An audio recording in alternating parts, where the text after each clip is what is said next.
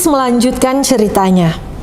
Saat kami masuk, seekor burung kormoran dengan pekikan marah terbang dari bawah meja ke arahku dan akan menyerangku dengan buas. Nona Montrose memanggilnya untuk mundur. Kemudian dia memberitahuku kalau dia telah menangkap dan menjinakkan burung itu segera setelah pendaratannya kali pertama. Dan sejak saat itu berencana melatihnya untuk membantu dia dalam segala cara yang memungkinkan. Burung itu akhirnya tidak hanya menjadi rekan yang menyenangkan, tapi juga membawakannya berbagai makanan, ikan, daging, dan unggas. Ia menyelam ke dalam air. Berdasarkan kebiasaan alaminya, ia juga memukul burung-burung pada sayapnya atau menangkap kelinci dan hewan-hewan kecil lainnya di darat. Ia meletakkan semua barang jarahan di kakinya. Sebelum kegelapan datang, semua ciptaan yang aneh dan cerdik di tempat itu telah memajang kompor dapur, peralatan memasak, botol-botol kulit, piring-piring, dan sendok kerang, jaring memancing, dan benda lainnya yang tak terhitung. Dan kemudian duduk dengan nyonya rumahku untuk makan hidangan yang paling membangkitkan selera. Dia memberiku cerita pendek mengenai hidupnya. Jenny Montrose adalah seorang putri dari seorang perwira Inggris yang telah mengabdi selama bertahun-tahun di India, tempat ia dilahirkan. Pada usia terlalu dini 3 tahun, dia kehilangan ibunya. Setelah kematian istrinya, seluruh kasih sayang dan perhatian kolonel dicurahkan hanya kepada anak sematawayangnya ini. Di bawah pengawasannya, sang putri diarahkan ke dalam semua prestasi yang sesuai dengan jenis kelaminnya.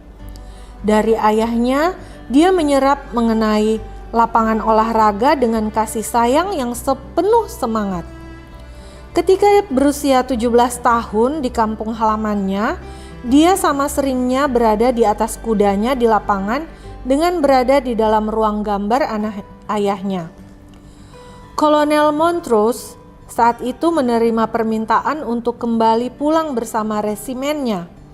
Untuk alasan tertentu, dia tidak ingin putrinya menemani dia di dalam kapal dengan kawanan itu. Ayahnya mendapatkan jalan untuk putrinya naik ke kapal yang akan berlayar ke Inggris pada saat yang sama. Perpisahan itu luar biasa menyakitkan bagi tentara tua itu maupun putrinya. Tapi tidak ada pilihan lain. Mereka berpisah dan Nona Montrose berlayar di dalam kapal Dorcas jurusan Inggris. 1 minggu setelah dia meninggalkan Kalkuta, sebuah badai datang dan membawa kapal itu menjauh dari jalurnya. Cuaca yang lebih parah terjadi dan akhirnya kebocoran bermunculan di segala arah. Para awak diwajibkan mengambil sekoci-sekoci. Jenny mendapatkan tempat di salah satu sekoci terbesar. Setelah bahaya laut yang berlangsung begitu lama setelah berhari-hari, daratan terlihat. Dan sekoci-sekoci lainnya telah menghilang. Sebuah upaya dilakukan untuk menuju daratan. Perahunya terbalik dan hanya Nona Montrose seorang diri yang mencapai pantai. Dalam waktu lama, dia berbaring di atas pasir hampir mati. Tetapi cukup sadar kembali untuk bergerak. Dia akhirnya mendapatkan beberapa kerang dan secara bertahap mengembalikan kekuatannya.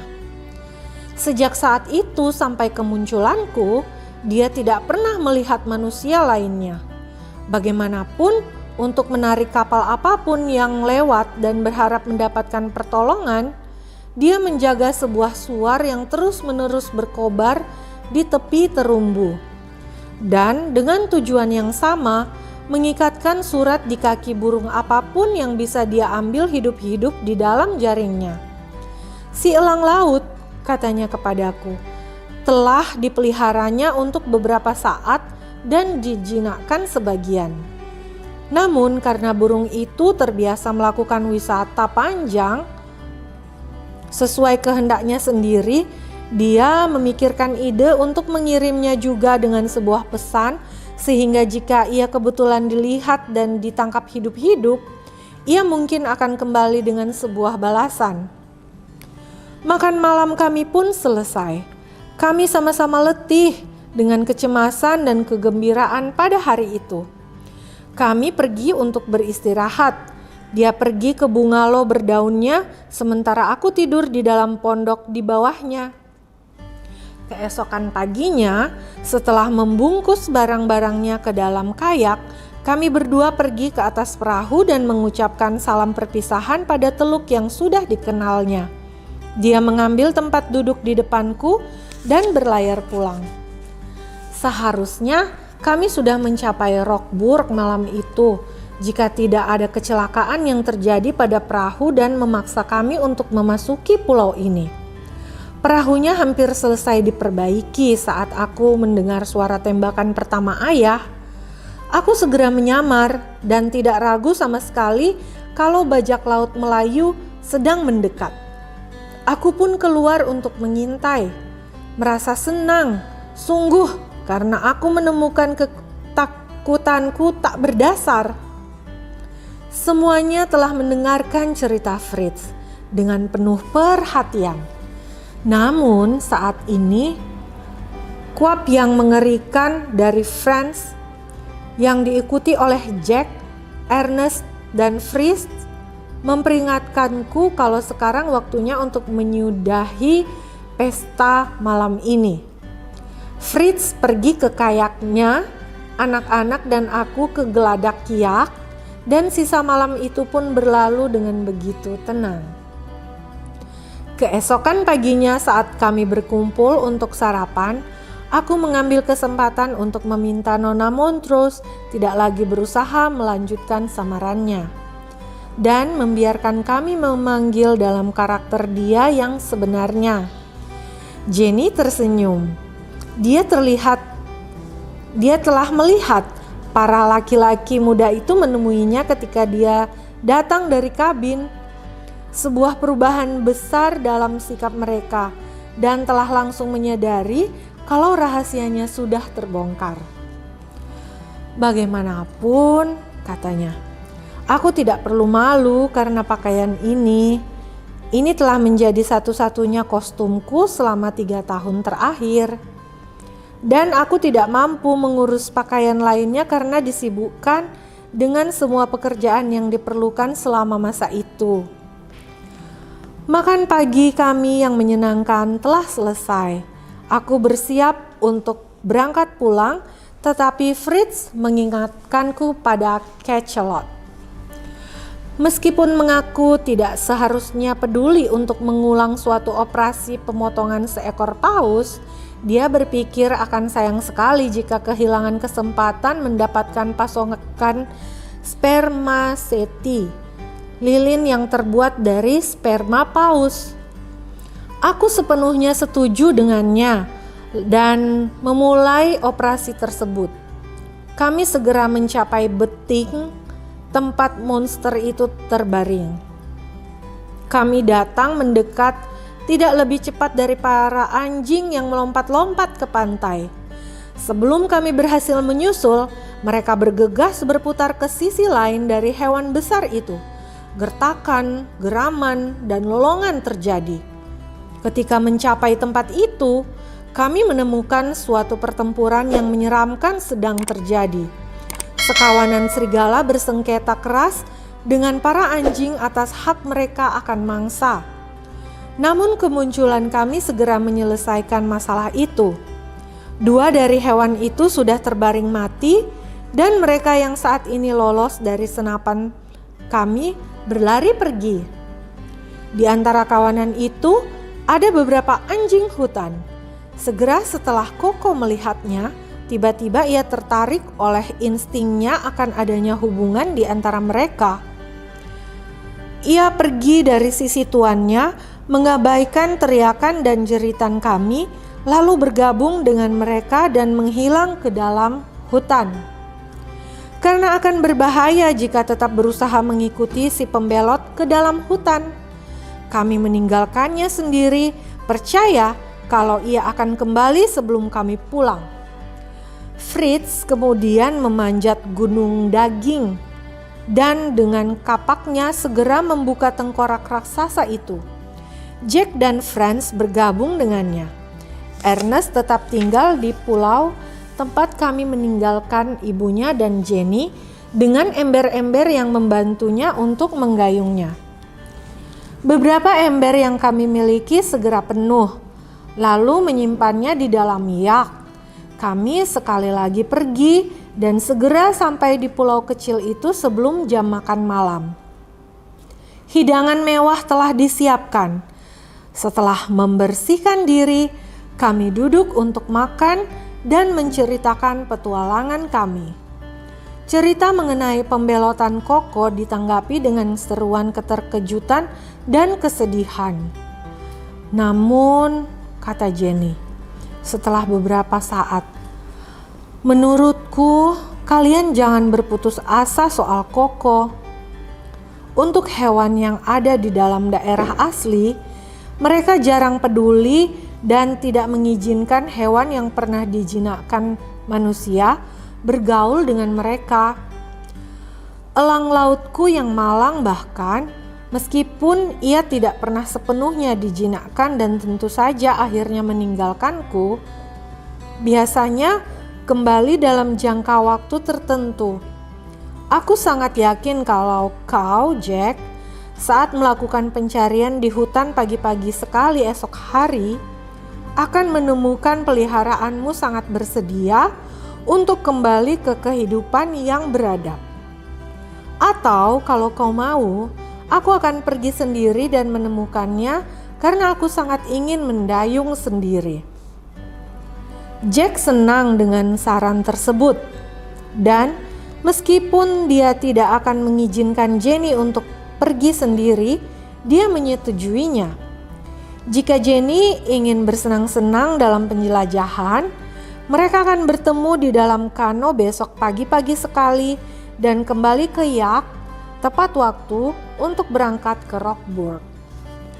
Mereka berangkat saat fajar bersenjatakan umpan berupa daging, biskuit, dan sebuah berangus serta rantai yang telah Jack buat malam harinya untuk menghukum si pengembara atas pelanggarannya jika berhasil menangkapnya.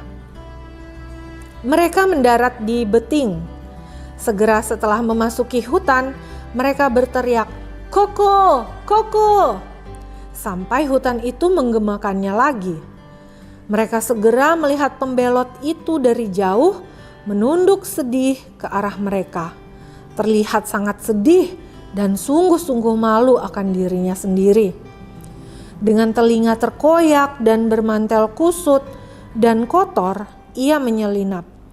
Tidak perlu menggunakan umpan untuk membujuknya. Ketika hewan malang itu datang, dengan sedih dan memohon pengampunan, Jack tidak tega untuk merendahkannya lebih lanjut dengan berangus dan rantai. Ia rupanya mencoba untuk bergabung dengan saudara-saudara liarnya, dan yang diterimanya adalah cemooh, dibuat gelisah, dan didorong-dorong sebagai anjing hutan palsu. Dan seperti yang telah diramalkan Jenny, sekarang ia hanya terlalu senang untuk kembali ke perbudakan dan untuk kenyamanan.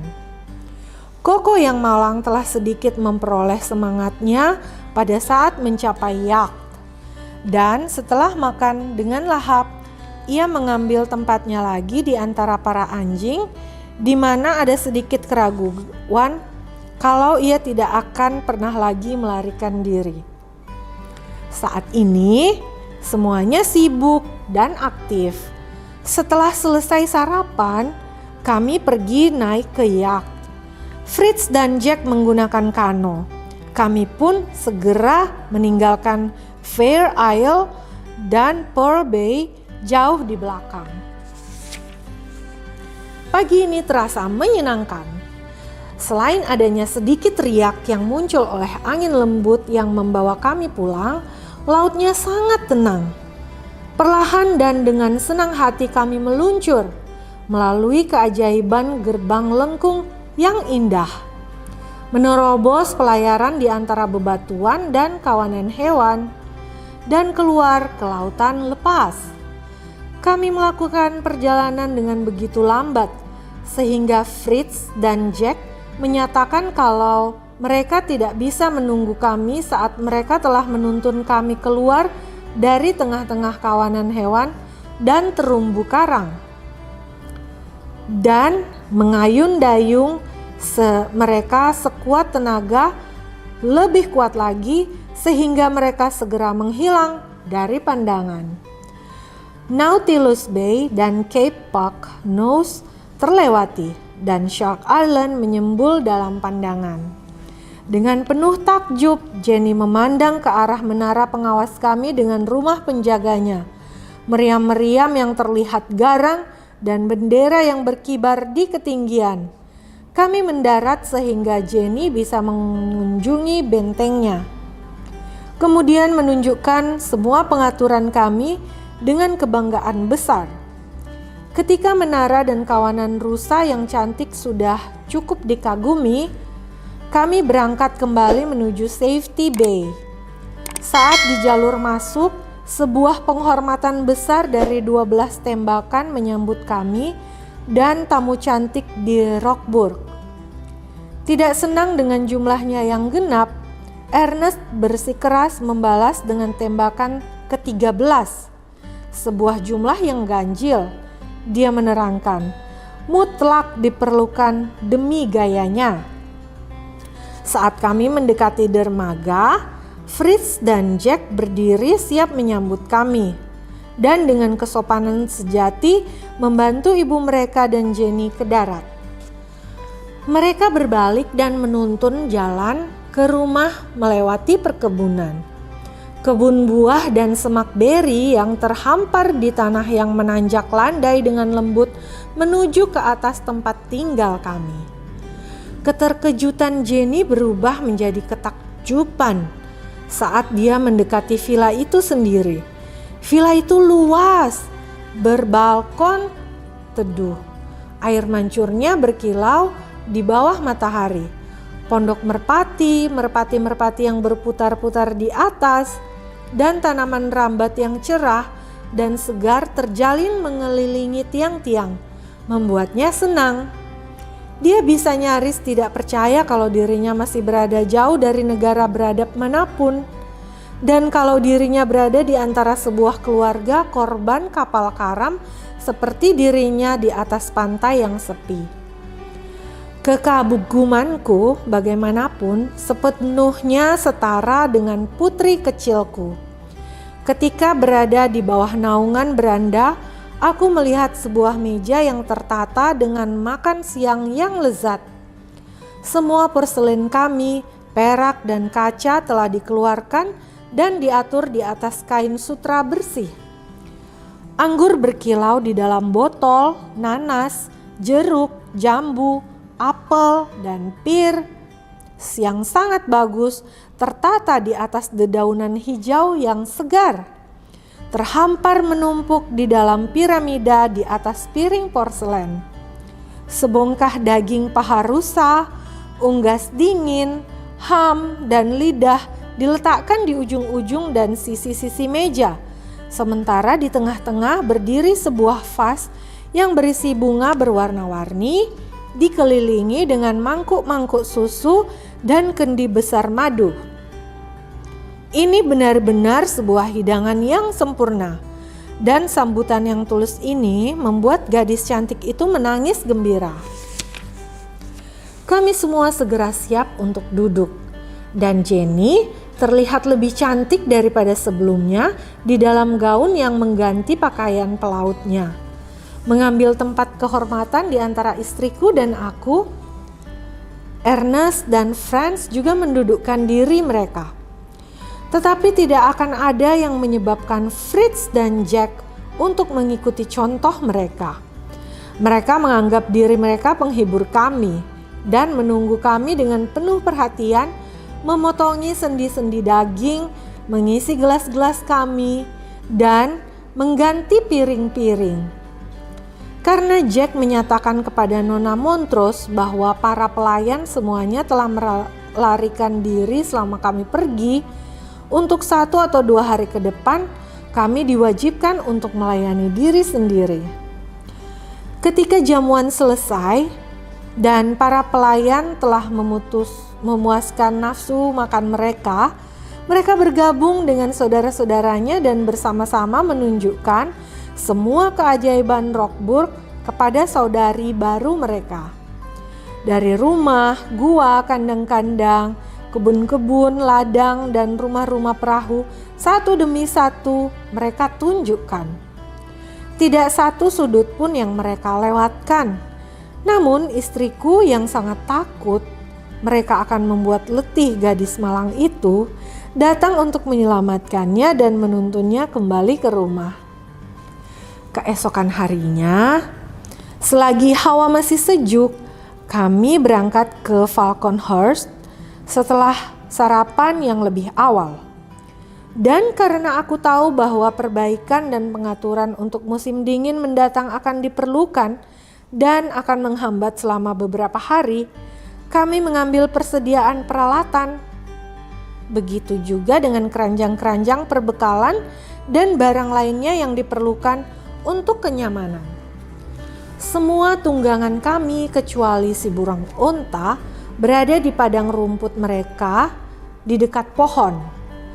Namun Jack mengatakan kalau ibunya dan Jenny itu tidak perlu berjalan sepanjang perjalanan, yang tentu saja membuat kami sangat gembira.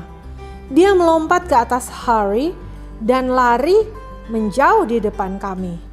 Sebelum mencapai seperempat jarak tempuh, kami mendengar gemuruh derap dari banyak kaki yang berlari di jalan itu. Kami segera melihat dari kejauhan pasukan tunggangan beraneka ragam yang dikendarai dengan liar menuju kami.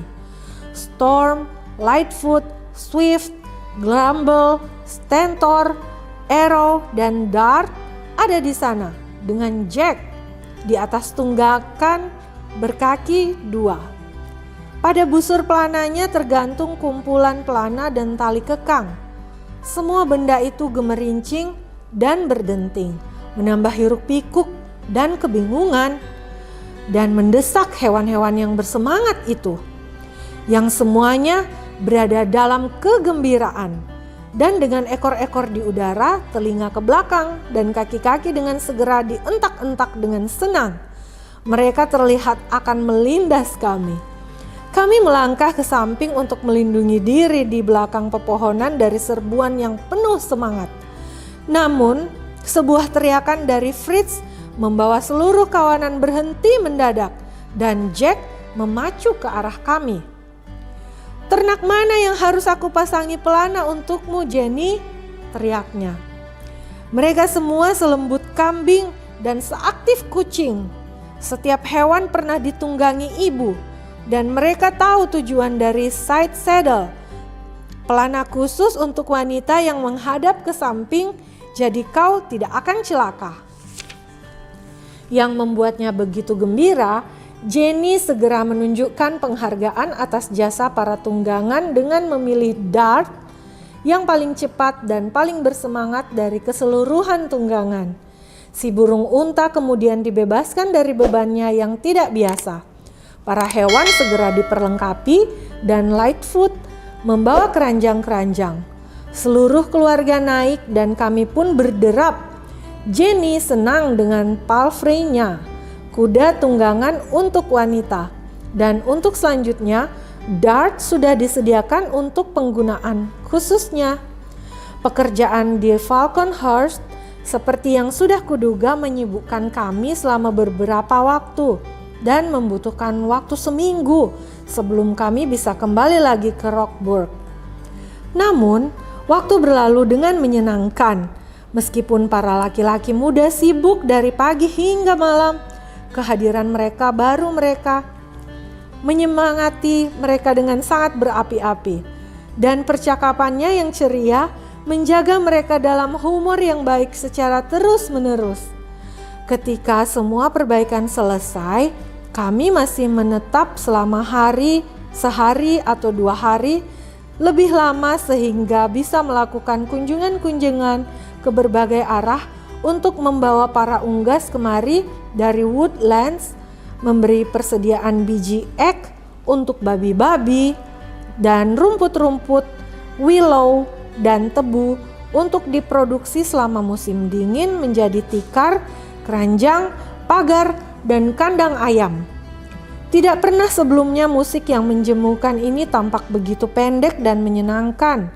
Dengan kehadiran Jenny di tengah-tengah kami, perasaan lelah dan tidak puas yang biasanya ada tidak pernah muncul. Bahasa Inggris dengan cepat dikuasai semua orang, terutama Fritz yang berbicara dalam bahasa ini dengan sangat baik, sehingga Jenny menyatakan dirinya bisa nyaris tidak percaya kalau dia bukan seorang pria Inggris.